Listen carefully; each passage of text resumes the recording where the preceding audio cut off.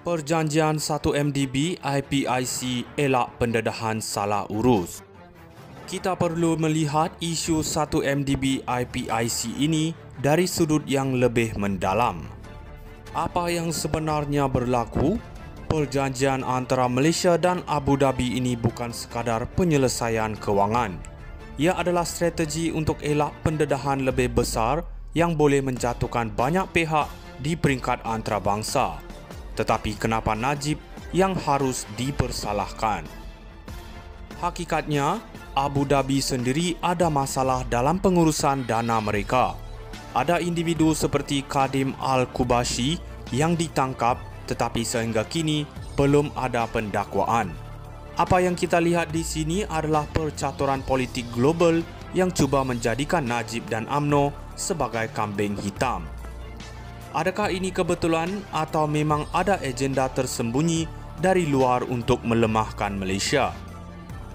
Jangan kita lupa media antarabangsa sering digunakan untuk mencorak persepsi negatif terhadap pemimpin negara kita. Najib diserang bertubi-tubi seolah-olah segala salah laku ini berpunca dari beliau sahaja. Tetapi persoalan penting, siapa yang dapat manfaat?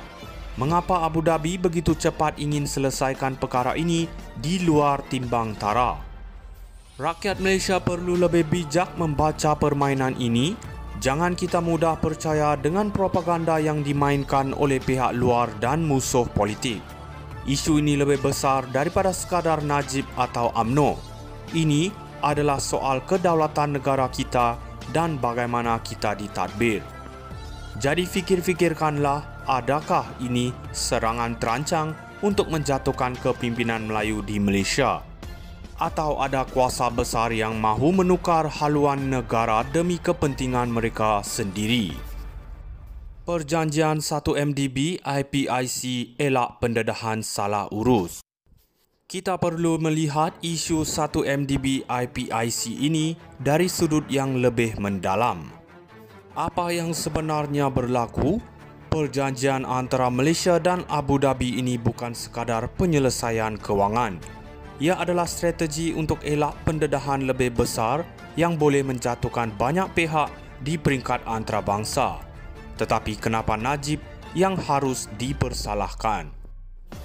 Hakikatnya, Abu Dhabi sendiri ada masalah dalam pengurusan dana mereka. Ada individu seperti Kadim Al-Kubashi yang ditangkap tetapi sehingga kini belum ada pendakwaan. Apa yang kita lihat di sini adalah percaturan politik global yang cuba menjadikan Najib dan UMNO sebagai kambing hitam.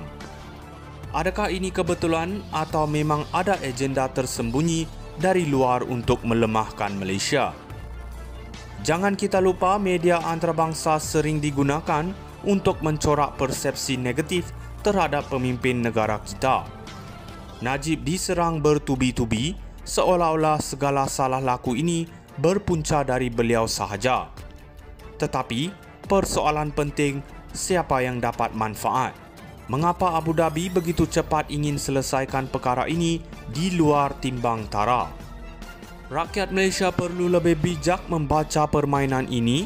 Jangan kita mudah percaya dengan propaganda yang dimainkan oleh pihak luar dan musuh politik. Isu ini lebih besar daripada sekadar Najib atau UMNO. Ini adalah soal kedaulatan negara kita dan bagaimana kita ditadbir. Jadi fikir-fikirkanlah, adakah ini serangan terancang untuk menjatuhkan kepimpinan Melayu di Malaysia?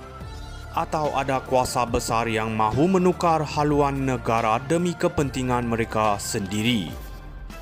Perjanjian 1MDB IPIC elak pendedahan salah urus. Kita perlu melihat isu 1MDB IPIC ini dari sudut yang lebih mendalam. Apa yang sebenarnya berlaku? Perjanjian antara Malaysia dan Abu Dhabi ini bukan sekadar penyelesaian kewangan. Ia adalah strategi untuk elak pendedahan lebih besar yang boleh menjatuhkan banyak pihak di peringkat antarabangsa. Tetapi kenapa Najib yang harus dipersalahkan? Hakikatnya, Abu Dhabi sendiri ada masalah dalam pengurusan dana mereka. Ada individu seperti Kadim Al-Kubashi yang ditangkap tetapi sehingga kini belum ada pendakwaan. Apa yang kita lihat di sini adalah percaturan politik global yang cuba menjadikan Najib dan UMNO sebagai kambing hitam. Adakah ini kebetulan atau memang ada agenda tersembunyi dari luar untuk melemahkan Malaysia? Jangan kita lupa media antarabangsa sering digunakan untuk mencorak persepsi negatif terhadap pemimpin negara kita. Najib diserang bertubi-tubi seolah-olah segala salah laku ini berpunca dari beliau sahaja. Tetapi, persoalan penting siapa yang dapat manfaat? Mengapa Abu Dhabi begitu cepat ingin selesaikan perkara ini di luar timbang tara? Rakyat Malaysia perlu lebih bijak membaca permainan ini.